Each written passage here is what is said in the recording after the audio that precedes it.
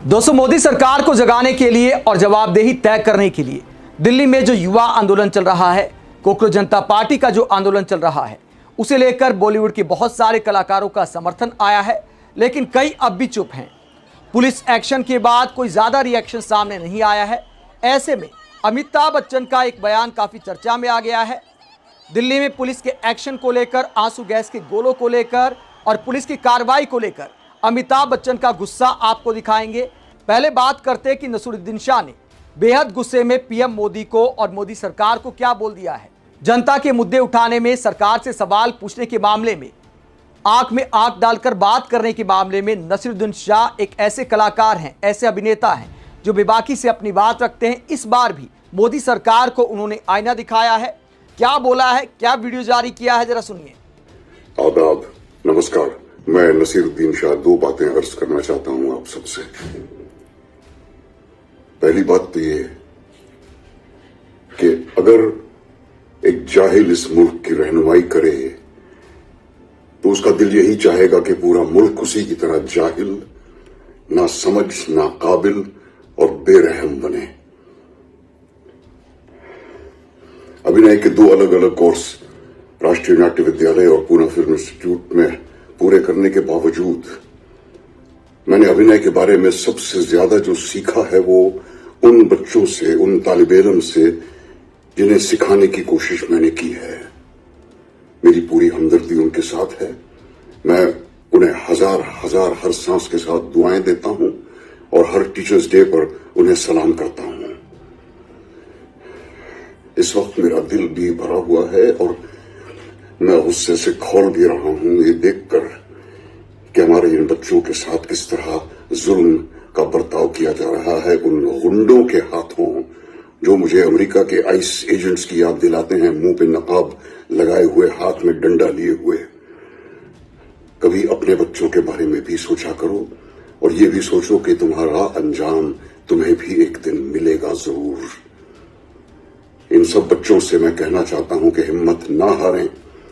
बहुत से लोगों की हमदर्दी आपके साथ है, बहुत से लोग आपके साथ हैं।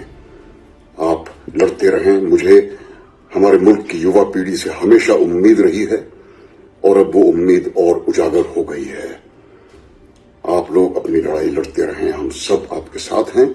और इस मुल्क की हुकूमत को मैं सिर्फ इतना कहना चाहता हूं, सब याद रखा जाएगा। तो देश के छात्र छात्राओं पर पुलिस एक्शन को लेकर जैसे सारा देश गुस्से में है, दिल्ली पुलिस मोदी सरकार से सवाल पूछे जा रहे हैं कि शांतिपूर्ण आंदोलन पर आखिरकार ऐसा एक्शन क्यों किया गया।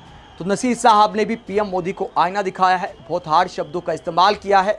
हालांकि दोस्तों, हम ये भी कहना चाहेंगे कि बहुत बड़ा आंदोलन है, शांति बनाए रखें। अगर किसी आंदोलन में संयम खो जाता है, अगर कोई आंदोलन शांतिपूर्ण नहीं रहता है तो वो आंदोलन समाप्ति के करीब आ जाता है। ऐसे में छात्रों से अपील है कि शांति बनाए रखें। आंदोलन के बीच अराजक तत्व भी आ सकते हैं, तो सावधान रहें। गांधीवाद के रास्ते पर ही इस आंदोलन को चलाएं।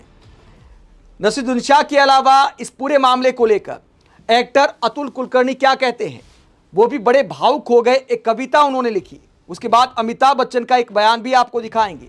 क्या कहते अतुल कुलकर्णी, जरा सुनिए। पुलिस सिपाही लाठी वाले, क्या घर जाकर तू रोया कल? रे पुलिस सिपाही लाठी वाले, क्या घर जाकर तू रोया कल?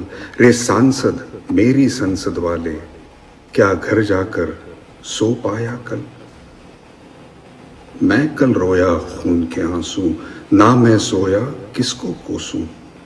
बच्ची मेरी नींद में चीखी, सपने में उसने लाठी देखी। रे सिपाही लाठी, पुलिस सिपाही लाठी वाले, क्या घर जाकर तू रोया कल?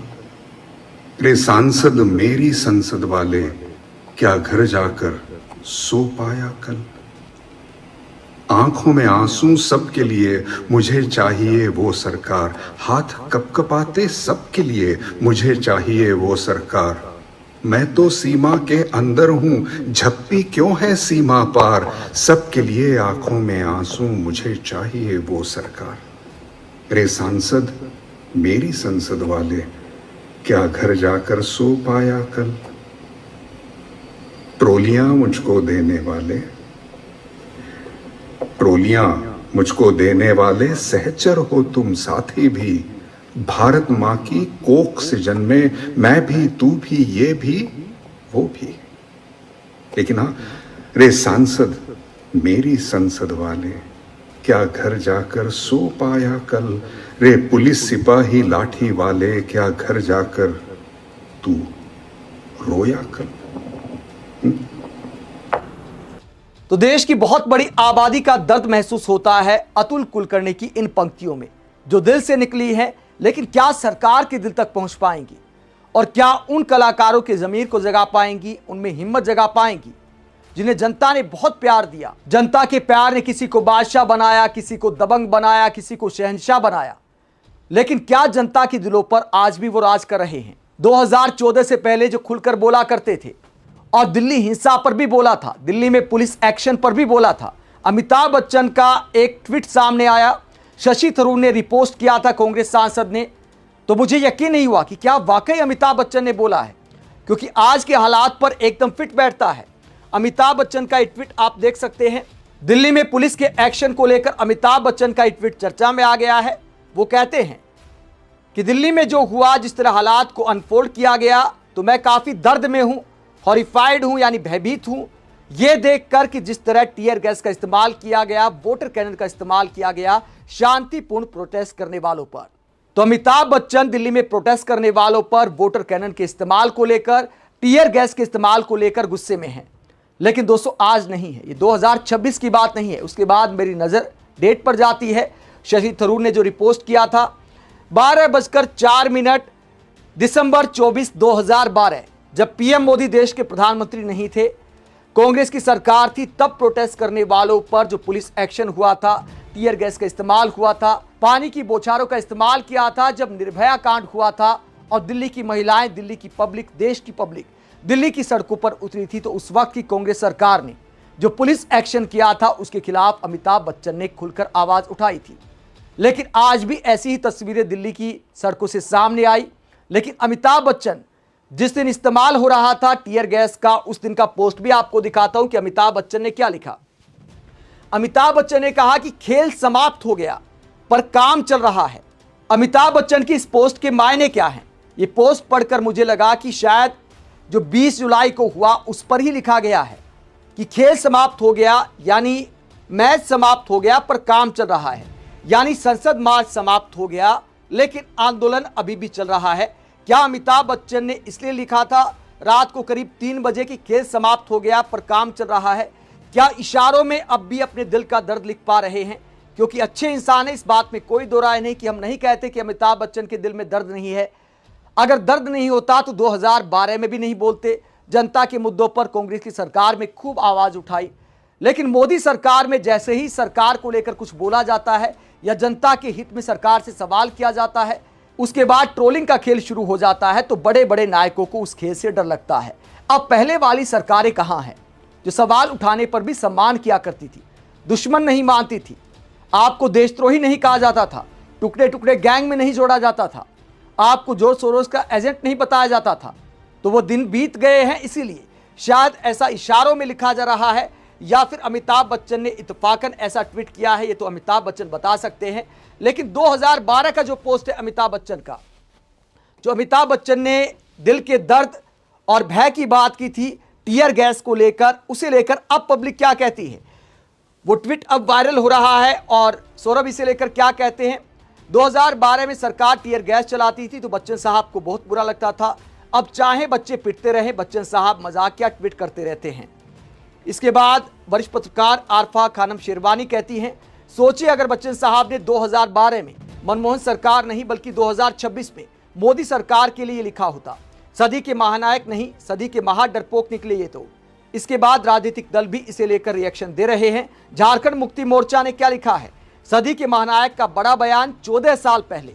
कटाक्ष किया गया है कि 14 साल पहले ऐसी घटनाओं को लेकर बोला करते थे। मणिपुर की बेटी और एक्टिविस्ट लिसी प्रिया क्या कहती हैं? वो कटाक्ष करते हुए कहती कि बॉलीवुड अब बिक गया है, बस 3-4 एक्टर ही अब बोल पाते हैं। आगे वो कहती है कि पर्याप्त नहीं है, हर एक्टर को, हर सेलिब्रिटी को, हर स्टार खिलाड़ी को जंतर मंतर पर जो आंदोलन चल रहा है उसकी आवाज बनना चाहिए, बोलना चाहिए। लेकिन लिसिप्रिया कहें या देश की पब्लिक कहे, देश के मीडिया एंकर कहें, देश के बुद्धिजीवी कहें, ऐसे ट्रोल करते हुए वीडियो बनाए जाएं, उनको पुराने बयान याद दिलाए जाएं।